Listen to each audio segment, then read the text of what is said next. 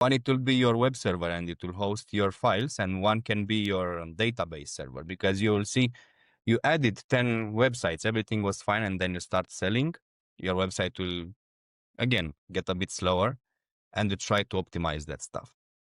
You optimize it by either going to a bigger server, which is virtual, it can be done easily in clicks, I would say, or you add a more complicated setup, like said earlier, with a database server dedicated for that only.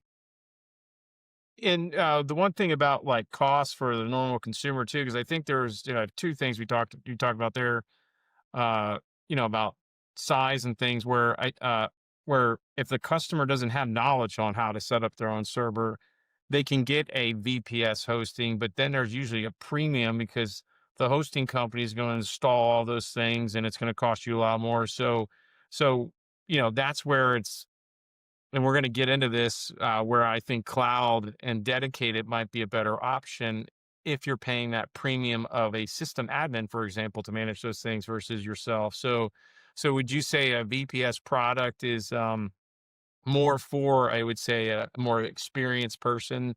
If they get a bare bones box, it's going to be pretty inexpensive, but then it's really up to them to manage that box and ensure those sites are up and install everything. So they're really being the system admin host themselves. That's where I think it's cost effective versus, you know, just paying for a VPS that is fully managed.